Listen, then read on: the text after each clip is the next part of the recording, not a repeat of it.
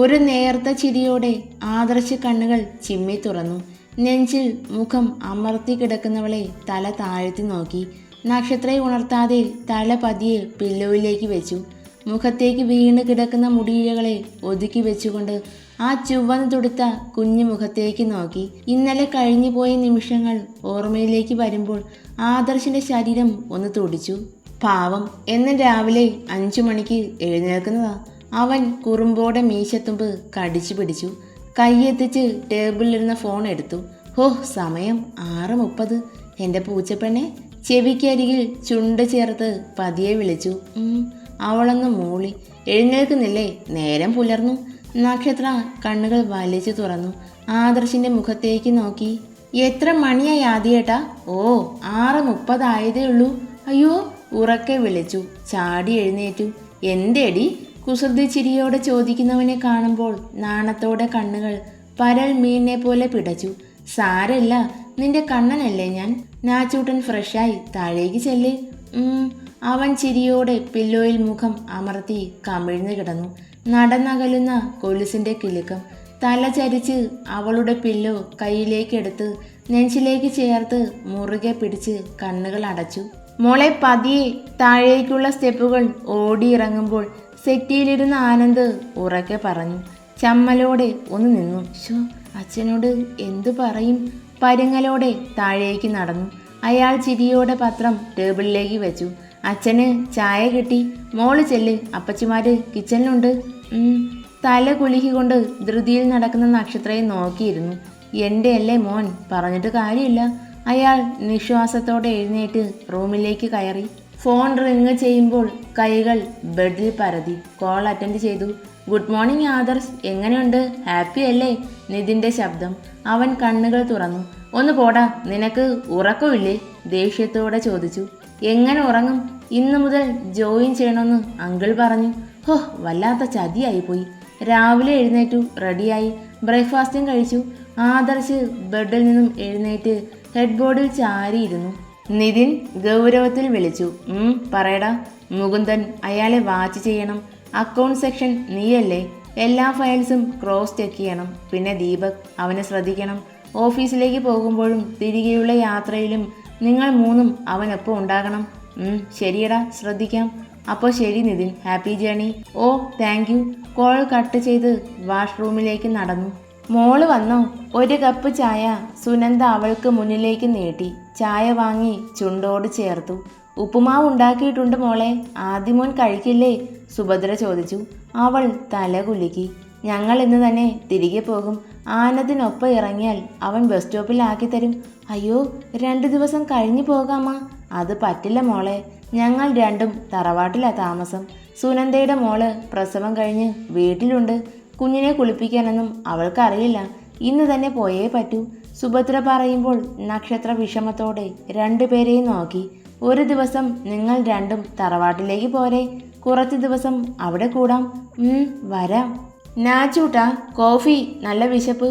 Dining ടേബിളിലെ ഒരു chair വലിച്ചിട്ടിരുന്നു കൊണ്ട് ഉറക്കെ പറഞ്ഞു. എന്താടാ, രാവിലെ വിശപ്പോ? അതും നിനക്ക്? സംശയത്തോടെ പപ്പ ആദർശിനെ ചുഴിഞ്ഞു നോക്കി. അവൻ വെളുക്കനെ ചിരിച്ചു. രാവിലെ റൂമിൽ നിന്ന് താഴേക്ക് വന്ന പെണ്ണ ഇപ്പൊ വരും എന്ന് പറഞ്ഞ് ആ റൂമിൽ കാത്തിരിക്കാൻ തുടങ്ങിയിട്ട് മണിക്കൂർ 1 കഴിഞ്ഞു.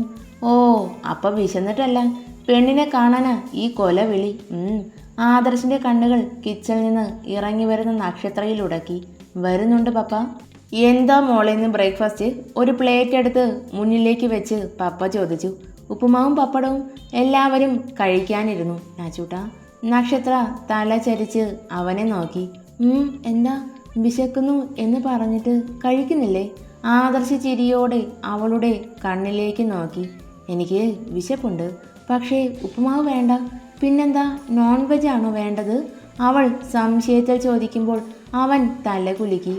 മോനെ, ഞങ്ങൾ പപ്പയ്ക്കൊപ്പം പോകും. ഒരു ദിവസം മോളെയും കൊണ്ട് തറവാട്ടിൽ വരണം. കുടുംബക്ഷേത്രത്തിലെ ഉത്സവം കണ്ട് മടങ്ങാം. വരാ അപ്പച്ചി. ആദർശ് കോഫി കപ്പ് ടേബിളിലേക്ക് വെച്ച് എഴുന്നേറ്റു. എന്താടാ, കഴിക്കുന്നില്ലേ? പപ്പ കടുപ്പത്തിൽ ചോദിച്ചു. എനിക്ക് ഉപ്പുമാവ് വേണ്ട. ഈ മീറ്റ് ഐറ്റംസ് കഴിക്കുന്നത് അത്ര നല്ലതല്ല ആദി. എൻ്റെ പപ്പ, എനിക്കിപ്പോൾ വിശപ്പില്ല. സമയം പോലെ കഴിച്ചോളാം. പപ്പ ഓഫീസിൽ പോകാൻ നോക്ക്. അവൻ്റെ ചിരി അമർത്തിയുള്ള സംസാരം. അയാൾ ചെയറിൽ നിന്നും എഴുന്നേറ്റ് മകൻ അരികിലേക്ക് നടന്നു. ഇത്തിരി കൂടുന്നുണ്ട് കേട്ടോ, ഈ പ്രായം കഴിഞ്ഞാ ഞാനും വന്നത്. ഓ, അപ്പോ പപ്പയുടെ സ്വഭാവമാവും എനിക്കും കിട്ടിയത്. എടുത്തടിച്ച പോലുള്ള ആദിയുടെ സംസാരം. അയാളുടെ മുഖം ഒന്ന് വിളറി വെളുത്തു. നാണമില്ലാത്തവൻ. ആദർശിന്റെ തോളിൽ വേദനിപ്പിക്കാതെ തട്ടിക്കൊണ്ട് കാറിന്റെ കീയും എടുത്ത് പപ്പ പുറത്തേക്ക് നടന്നു. മക്കളെ, ഞങ്ങളും ഇറങ്ങുവാണ്. അപ്പച്ചിമാർ രണ്ടും പപ്പയ്ക്ക് പിന്നാലെ ഇറങ്ങി. പപ്പ, ആദർശ് വിളിക്കുമ്പോൾ കാറിലേക്ക് കയറാൻ നിന്ന ആനന്ദ് തിരിഞ്ഞു നിന്നു. ഞാൻ വരുന്നത് വരെ അവർ 4 പേർക്ക് മേലെ ഒരു കണ്ണ് വേണം. മുകുന്ദൻ, അയാൾ വെറുതെ ഇരിക്കില്ല. പിള്ളേരെ 1ഉം 2ഉം പറഞ്ഞ് ചൊടിപ്പിക്കും. ഞാൻ നോക്കിക്കോളാം, നീ നിന്റെ പണി പോയി നോക്ക്. ഒരു താളത്തിൽ പപ്പ പറയുമ്പോൾ അവൻ തല കുലുക്കി. അമല, ഉറക്കെ മുകുന്ദൻ വിളിച്ചു. വെപ്രാളത്തിൽ ബ്രേക്ക്ഫാസ്റ്റുമായി ഡൈനിങ് ഹാളിലേക്ക് നടക്കുമ്പോൾ അവരുടെ മുഖമൊന്നിരുണ്ടു. ഇയാളെ വീട്ടിനകത്ത് കയറ്റിയിരുത്തിയോ? പിറുപിറുത്തുകൊണ്ട് ഫുഡ് ടേബിളിലേക്ക് വെച്ചു. തിരിഞ്ഞു നടന്നു. എന്താടി, വിളമ്പി തന്നാൽ നിന്റെ കയ്യിലെ വള ഊരിപ്പോകുമോ? അലറും പോലെ ചോദിക്കുന്ന മുകുന്ദന്റെ മുഖത്തേക്ക് രൂക്ഷമായി നോക്കി. വിളമ്പ്.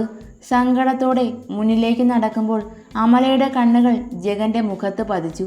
അവന്റെ ചുണ്ടിലെ ചിരി. അറപ്പോടെ അവർ മുഖം ചരിച്ചു. 2 പേർക്കും ഫുഡ് പകർന്നുകൊണ്ട് ധൃതിയിൽ കിച്ചണിലേക്ക് നടന്നു. ദൈവമേ, എൻ്റെ വിധി. ജഗ, ഇന്നു മുതൽ നീ ഡ്രൈവ് ചെയ്തോ. കാറിൻ്റെ കീ അവൻ്റെ കയ്യിലേക്ക് എറിഞ്ഞുകൊണ്ട് കോ ഡ്രൈവിംഗ് സീറ്റിലിരുന്നു. ജഗൻ കാറ് ഡ്രൈവ് ചെയ്തു. ഗേറ്റ് കിടന്ന് അവർ മറയുന്നത് നോക്കി അമല നിന്നു. ആദിമോനെ വിളിച്ചു പറയണം. മനസ്സിൽ പറഞ്ഞുറപ്പിച്ച് മെയിൻ ഡോർ ലോക്കിട്ടു. ദേ, ഫോൺ നിനക്കാണ്. എന്തുണ്ടേലും ഈ ഫോണിൽ മാത്രമേ എന്നെ വിളിക്കാവൂ.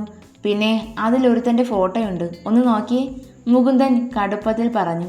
കാറ് ഓഫീസിൻ്റെ വലിയ ഗേറ്റ് കടന്ന് പാർക്കിങ്ങിൽ നിർത്തി. ജഗൻ ഗാലറി ഓപ്പൺ ചെയ്തു. ചുളിഞ്ഞ മുഖത്തോടെ മുകുന്ദന് നേരെ തിരിഞ്ഞു. ഇത് ദീപക്, അവനെ എനിക്ക് വേണം. എങ്ങനെയും തൂക്കണം, ബാക്കി ഞാൻ നോക്കിക്കോളാം. ഡോറ് തുറന്ന് പുറത്തേക്ക് ഇറങ്ങാൻ തുടങ്ങിയ മുകുന്ദൻ ഞെട്ടലോടെ സീറ്റിൽ തന്നെ അമർന്നിരുന്നു. അത് അവനല്ലേ ദീപക്? ഇവനെന്താ ഇവിടെ? ദീപുവിൻ്റെ ബൈക്കിന് പിന്നാലെ അകത്തേക്ക് വരുന്ന ബൈക്കുകളും കണ്ണിലുടക്കുമ്പോൾ ദേഷ്യത്തോടെ അയാൾ ഡാഷ്ബോർഡിൽ ആഞ്ഞിടിച്ചു. ഹോ, അപ്പോ ഇവർ 4ഉമാണ് ഇന്റർവ്യൂ പോലും നടത്താതെ സെലക്ട് ചെയ്ത പുതിയ സ്റ്റാഫ്സ്. മുകുന്ദൻ ഉറക്കെ പറയുമ്പോൾ ജഗന്റെ കണ്ണ് ദീപകിൽ തന്നെ ആയിരുന്നു. ബൈക്ക് പാർക്ക് ചെയ്ത് 4ഉം ഓഫീസിനകത്തേക്ക് നടന്നു. നീ നേരിൽ കണ്ടില്ലേ ജഗ? അതാണ് ദീപക്, എൻ്റെ മരുമകൻ. 2 ദിവസം നിന്റെ കണ്ണ് അവൻ്റെ പിന്നാലെ വേണം. ഓഫീസ് കഴിഞ്ഞ് അവൻ എവിടെ പോകുന്നു, എന്തു ചെയ്യുന്നു എന്ന് നോക്കി വെക്ക്. പിന്നെ സമയം പോലെ. അയാൾ സീറ്റിൽ ചാരി കിടന്നു. ശരി സാർ, 2 ദിവസം നോക്കാം. 3ആം ദിവസം ഞാൻ നാട്ടിൽ പോകും. ചരക്കെത്തിക്കണം. അത് കഴിഞ്ഞ് എൻ്റെ ഭാര്യയെ ഒന്ന് കാണണം. തിരികെ വന്ന് ഇവൻ്റെ കാര്യം തീരുമാനമാക്കാം. പതിയെ മതി. പുതിയ ജോലിയിൽ കയറിയതല്ലേ, കുറച്ച് ദിവസം സന്തോഷിക്കട്ടെ. അവസാന സന്തോഷം. പാവം ചെക്കൻ, ചെറുപ്രായം. പുച്ഛച്ചിരിയോടെ മുകുന്ദൻ പറയുമ്പോൾ ജഗന്റെ കണ്ണുകൾ കുടിലതയോടെ തിളങ്ങി. മുകുന്ദൻ കാറിൽ നിന്ന് പുറത്തേക്ക് ഇറങ്ങി. ഡ്രൈവിംഗ് സീറ്റിന് അരികിലേക്ക് ചെന്നു. എല്ലാം കഴിഞ്ഞു മടങ്ങുമ്പോൾ ഈ കൈ നിറയെ നീ ആഗ്രഹിക്കുന്നത് എന്ത് ഞാൻ തരും. എനിക്ക് അവളെ വേണം സാർ. പിന്നെ കാശ്, അത് സാറിൻ്റെ ഇഷ്ടം. മനസ്സറിഞ്ഞ് തന്നാൽ മതി. ഇല്ലേൽ ജഗന്റെ സ്വഭാവം മാറും. സാറിനറിയാലോ. കടുപ്പിച്ച് പറയുന്നവനെ നോക്കി തല കുലുക്കിക്കൊണ്ട് മുകുന്ദൻ ഓഫീസിലേക്ക് നടന്നു. ചൂട്ടാ, നമുക്കൊന്ന് പുറത്തേക്ക് പോയാലോ? ഫുഡ് പുറത്തു നിന്ന്. എന്ത് പറയുന്നു? വേണ്ട, ആദ്യേട്ടൻ ടിവിയും കണ്ടിരുന്നു. ഫ്രിഡ്ജിൽ ചിക്കനുണ്ട്, അതെടുത്ത് കറി വയ്ക്കാം. ഇയാൾക്ക് നോൺ വെജ് കിട്ടിയാൽ പോരെ? അവൾ കിച്ചണിലേക്ക് നടക്കുമ്പോൾ ആ കയ്യിൽ അവൻ മുറുകെ പിടിച്ചു. എനിക്ക് ഒന്നും വേണ്ട, വിശപ്പുമില്ല. നീ എൻ്റെ അരികിൽ തന്നെ ഉണ്ടായാൽ മതി. ഇത് പുതിയ അറിവാ. തമാശയല്ല പെണ്ണെ, ഞാൻ സീരിയസ് ആയിട്ട് പറഞ്ഞതാ. അവളെ പിടിച്ച് അരികിലായിരുത്തി. ഹാപ്പിയല്ലേ? എന്തേലും വിഷമമുണ്ടോ? പതിഞ്ഞ ആദർശിൻ്റെ സ്വരം. അവൾ തല വിലങ്ങനെ ചലിപ്പിച്ചു. ഞാച്ചൂട്ടാ. അവൻ്റെ കണ്ണിലേക്ക് നോക്കിയിരുന്നു. വലം കൈയിൽ പതിയെ തഴുകുമ്പോൾ അവൾ കൈ പിന്നിലേക്ക് വലിച്ചു.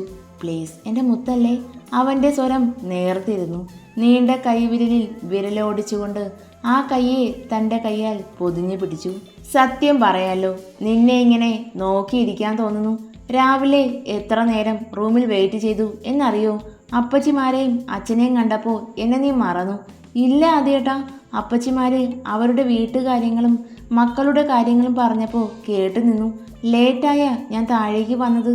അപ്പോൾ വീണ്ടും റൂമിലേക്ക് വരുമ്പോൾ അവരെന്ത് കരുതും? അതാ. അവരൊന്നും കരുതില്ല. ഇനി ഇത് ആവർത്തിച്ചാലുണ്ടല്ലോ. കൈ വിരലിൽ അമർത്തി ചുംബിച്ചുകൊണ്ട് ആദർശ് പറയുമ്പോൾ അവൾ കണ്ണുകൾ മുറുകെ അടച്ചു പിടിച്ചു. ആദരങ്ങളിൽ പുഞ്ചിരി മൊട്ടിട്ടു. ചിരിക്ക് കള്ളി, എനിക്ക് കിച്ചണിൽ പണിയുണ്ട് ആദ്യേട്ടാ. ലഞ്ച് റെഡിയാക്കിയിട്ട് വരാം. സെറ്റിയിൽ നിന്നും എഴുന്നേൽക്കുമ്പോൾ അവൻ്റെ ദയനീയമായ നോട്ടം പിണങ്ങിയോ? ആദർശിന് മുന്നിലായി നിന്ന് ആ മുഖം കയ്യിലെടുത്തു. പതിയെ കുനിഞ്ഞു. നാസികത്തുമ്പിൽ അമർത്തിയൊന്ന് ചുംബിച്ചു. ആദർശ് ചിരിയോടെ കണ്ണുകൾ അടച്ചു പിടിച്ചു. കവിൾത്തടത്തിൽ ആ ചുണ്ടിൻ്റെ തണുപ്പ്. ശരീരമാകെ ഒരു തരം മിന്നൽ കടന്നു പോയതറിഞ്ഞു. മതി കേട്ടോ, ഞാൻ പോവാം. കിച്ചൺ ഭാഗത്തേക്ക് ഓടിക്കൊണ്ട് ഉറക്കെ പറഞ്ഞു. ആദർശ് സന്തോഷത്തോടെ സെറ്റിയിൽ ചാരി കിടന്നു. താങ്ക്സ്, ഉറക്കെ അവൻ പറഞ്ഞു. എനിക്ക് താങ്ക്സ് വേണ്ട. കൊഞ്ചലോടെയുള്ള അവളുടെ സംസാരം. ഹാ, എൻ്റെ നാച്ചു പഠിച്ചു വരുവാ. അതെല്ലോ, കള്ളക്കണ്ണൻ പഠിപ്പിച്ചു തന്നതാ. വിട്ടുകൊടുക്കാതെയുള്ള സംസാരം. അവൻ ടി വിയിലേക്ക് നോക്കിയിരുന്നു. പോക്കറ്റിലിരുന്ന ഫോൺ റിങ് ചെയ്തു. ആൻറ്റി ചുണ്ടിൽ നിറഞ്ഞ ചിരിയോടെ കോൾ അറ്റൻഡ് ചെയ്തു. മോനെ, സുഖമല്ലേ? മോളെ കാണാൻ ഞാൻ ഒരു ദിവസം വരാട്ടോ. ഹാ, സുഖ. മുകുന്ദൻ ഇല്ലാത്ത സമയം നക്ഷത്രയെ ഞാൻ അങ്ങോട്ട് കൊണ്ടുവരാം. അയ്യോ, അത് വേണ്ട മോനെ. വെപ്രാളത്തോടെ അമല പറയുമ്പോൾ ആദർശ് മുഖം ചുളുക്കിക്കൊണ്ട് സെറ്റിയിൽ നിന്നും എഴുന്നേറ്റ് പുറത്തേക്ക് നടന്നു. എൻ്റെ ആൻറ്റി, അയാൾ ഓഫീസിലായിരിക്കുന്ന സമയത്ത് വരാം. പേടിയൊന്നും വേണ്ട. അതുകൊണ്ടല്ല മോനെ, ഇവിടെ അയാൾ മാത്രമല്ല ഉള്ളത്. ആൻറ്റി എന്താ? എനിക്ക് മനസ്സിലായില്ല. എന്താ പറഞ്ഞേ? മോനെ, ഇന്നലെ വന്നപ്പോൾ കൂട്ടുകാരൻ എന്നും പറഞ്ഞ് ഒരുത്തനെ കൊണ്ടുവന്നു. പേര് രഘു. കാര്യങ്ങൾ ഒന്നൊന്നായി അമല പറയുമ്പോൾ ആദർശ് മീശ പിരിച്ചു വെച്ചു. ആൻറ്റിയുടെ ഫോണിൽ ഞാനെൻ്റെ ഫോട്ടോ അയച്ചിട്ടുണ്ട്. ഒന്ന് നോക്കിയിട്ട് അയാളാണോ എന്ന് പറയ്. ഹാ മോനെ. ഫോണിൽ തെളിഞ്ഞു വന്ന ഫോട്ടോയിലേക്ക് നോക്കിയ അമലയുടെ മുഖം വിടർന്നു. ഇത് തന്നെയാ മോനെ. ആരാ ഇയാൾ? അത് രഘു അല്ല, ജഗൻ. ആൻറ്റി സൂക്ഷിക്കണം. സ്വഭാവം അത്ര നന്നല്ല. പേടിക്കണ്ട, ഞാൻ ഒപ്പമുണ്ട്. അതാ മക്കളെ ഒരു സമാധാനം. സംസാരം നിന്നു. ഫോൺ പോക്കറ്റിലേക്ക് വെച്ച് കൈ വിരലുകളൊന്ന് ഞൊട്ടയിട്ടു. രണ്ടിൻ്റെയും സമയം ഞാൻ കുറിക്കും. നീയൊക്കെ ഒരുക്കുന്ന കെണി ഞാൻ നെയ്യും. ഒന്നും അറിയാതെ വന്ന് വീഴും പാവങ്ങൾ. ഗൂഢമായ ചിരിയോടെ അകത്തേക്ക് നടന്നു. നാച്ചൂട്ടാ, എൻ്റെ ഹെൽപ്പ് വേണോ? കിച്ചൺ ഡോറിൽ ചാരി നിന്ന് ചോദിക്കുമ്പോൾ അവൾ തിരിഞ്ഞു നോക്കി. എൻ്റെ നാച്ചൂട്ടാ, ഇതെന്താ കോലം? ആദർശ് ഉറക്കെ ചിരിച്ചു. നക്ഷത്ര രൂക്ഷമായി അവൻ്റെ മുഖത്തേക്ക് നോക്കി തല വെട്ടിച്ചു. എൻ്റെ പെണ്ണെ, നിന്നെക്കൊണ്ട് തോറ്റു. അവൻ അരികിലേക്ക് വന്നു. ബായും മൂക്കും മറച്ച് ചേർത്ത് കെട്ടിയിരുന്ന ഷോളിൻ്റെ കെട്ട് ഇളക്കി മാറ്റി. അത് ഇതിൻ്റെ സ്മെല്ല് പറ്റുന്നില്ല, അതാ. ആണോ? എന്നാ എൻ്റെ നാച്ചൂട്ടൻ ദേ ഇവിടെ ഇരുന്നു. കിച്ചൺ സ്ലാബിലായി അവളെ ചേർത്ത് നിർത്തി. അത് ആദ്യേട്ടാ? ഞാനുണ്ടാക്കാം എൻ്റെ പെണ്ണ്. എന്നെ ഇങ്ങനെ നോക്കിയിരുന്നോ? അവൻ തന്നെ ചിക്കൻ കഴുകി നന്നാക്കി. കറി വയ്ക്കുമ്പോൾ വിയർപ്പ് കണങ്ങൾ പൊടിഞ്ഞിറങ്ങുന്ന ആദർശിൻ്റെ മുഖത്തേക്ക് പ്രണയത്തോടെ നോക്കിയിരുന്നു. എന്താടി, കിച്ചണിൽ ആദ്യമല്ലേ? എൻ്റെ കള്ളക്കണ്ണൻ വിയർക്കുന്നുണ്ട്. നെറ്റിയിൽ പൊടിഞ്ഞ വിയർപ്പ് കണങ്ങൾ തുടച്ചു നീക്കുമ്പോൾ അവളെ ഇരു കൈയിലും വാരിയെടുത്തു. ആദ്യേട്ടാ? ഓ, ചിക്കൻ കറിയായി. ഗ്യാസ് ഓഫ് ചെയ്ത് കിച്ചണിൽ നിന്നും പുറത്തേക്ക് നടന്നു. കണ്ണുകൾ തമ്മിൽ പരസ്പരം പ്രണയം കൈമാറുമ്പോൾ മനസ്സും ഹൃദയവും എന്തിനോ തുടിച്ചു. ആകാശത്ത് കാർമേഘം ഉരുണ്ടുകൂടി. ഇരുട്ട് പടർന്ന പ്രകൃതി. ശക്തിയിൽ വീശിയടിക്കുന്ന കാറ്റിൽ മരങ്ങൾ ആടി ഉലഞ്ഞു. നാച്ചൂട്ടാ, മഴ പെയ്യുന്നു തോന്നുന്നു. സ്റ്റെപ്പുകൾ കയറുമ്പോൾ കുറുമ്പ് നിറഞ്ഞ ചിരിയോടെ പറഞ്ഞു. ഹാ, പെയ്യട്ടെ. ഇരമ്പലോടെ മഴ പെയ്തിറങ്ങി. മഴ തൻ്റെ പ്രണയിനിയെ ചുംബിക്കുന്നു. ഭൂമിയിലെ ഓരോ പുൽനാമ്പിനെയും സ്നേഹിക്കുവാണ് അവൻ്റെ നേർത്ത സ്വരം. അവൾ ചിരിയോടെ തലകുലുക്കി. റൂമിൻ്റെ ഡോർ തുറന്നടഞ്ഞു. പുറത്ത് കുതിച്ചു പെയ്യുന്ന മഴയിൽ അലിഞ്ഞു ചേരുന്ന അനുരാഗ നിമിഷം.